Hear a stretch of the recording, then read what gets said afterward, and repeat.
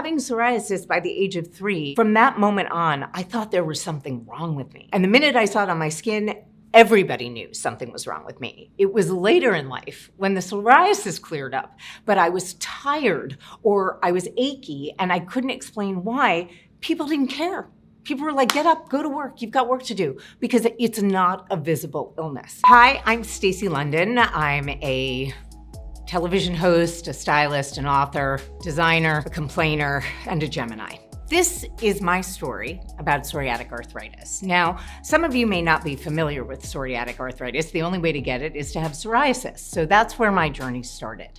When I was about 3 years old, I remember touching the back of my ear and feeling like bumps, like it almost felt like chicken skin. I went to my mom and she looked at me and said, "What's wrong with you?" And I remember thinking that that was the first time something might be wrong with me. And we're talking, the early 70s here. Science has come a long way. Medicine has come a long way. So it was the first time I saw a dermatologist. He took a look behind my ear. He said, "You can't rub it off. You can't peel it off. That's psoriasis. Here are some topical steroids for your skin." And I didn't really think much about it again until I was about 11. And then I got strep throat several times in 1 year. I literally woke up with scales from my neck down. Over time, my scalp got so thick with psoriasis that I had hair longer than I have now.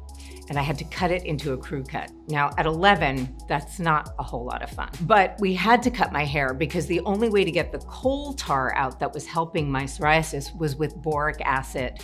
So my mom would wash my hair in the sink with a scrubber and boric acid every day. I stayed that way for 2 years. I wore white turtlenecks so you couldn't see all the dandruff, and I wore long pants even in the summer. It had a real effect on me. I still think about it because I felt so deeply damaged that I always was interested in things that were pretty. I was always interested in fashion and beauty and things like that because those were things I longed to be and didn't feel like I could be. And finally at 17, I had my tonsils taken out. I never had a breakout of psoriasis again, believe it or not.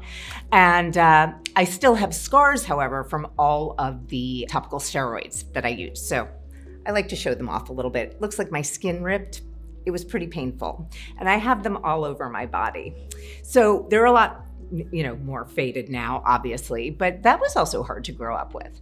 But I didn't know until I was in my 30s that something else might be going on.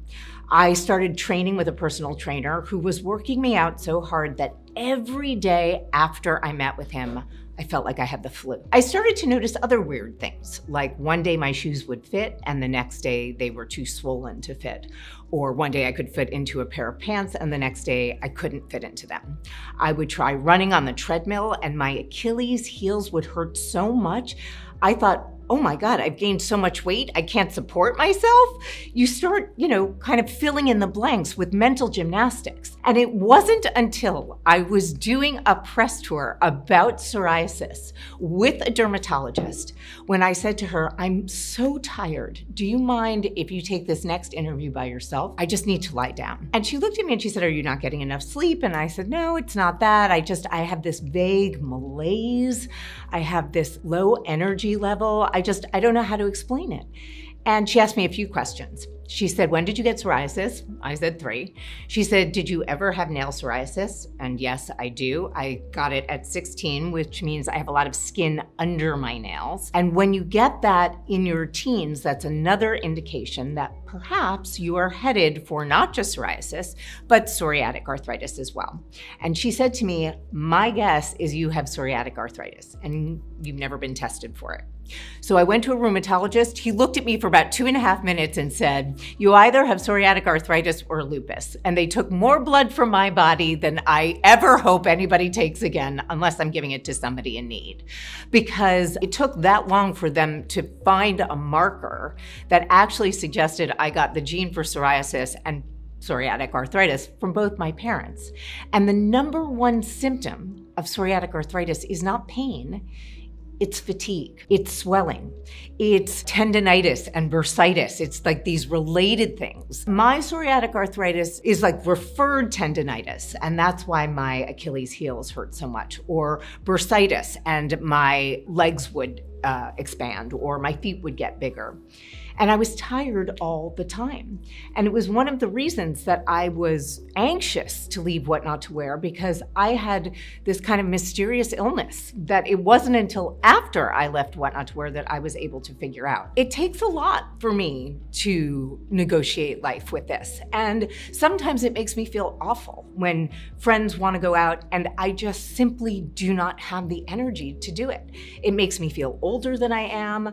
It makes me feel more boring than I am. And it makes me feel self-conscious around my friends that I'm not good enough, that I'm not keeping up, and that if I don't go out 5 days a week to socialize, that there's something wrong with me. Well, I'm an introvert to begin with, and I like staying home with my dog.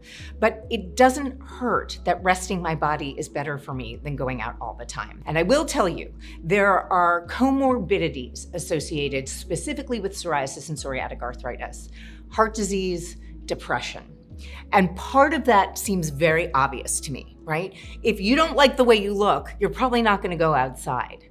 And if you don't like going outside, well, you're probably going to be a lot more stationary. Now, that's not going to be great for your heart, right? You're probably going to gain weight. There are a lot of things that you can do about those comorbidities before they happen. It's why I believe so much in strength training. It's why I believe in socializing as much as I can at my pace and being with my friends who do understand what I struggle with, and also giving myself some grace that I'm not for everybody. And if, I'm not energetic enough for you, if I'm not enough of anything for you, or if I'm too much for you, that's fine. Because now I am comfortable in my skin, and that's what matters to me. One of the things that I think is so funny is that a lot of people don't recognize that I have an illness, right? Unless I wind up having a flare and I kind of can't move my hands or can't get out of bed or I just sound like the Tin Man who needs oil. And it was interesting to me that once I was diagnosed, it all fell into place. It all made sense to me why I was tired, why I couldn't work out that hard.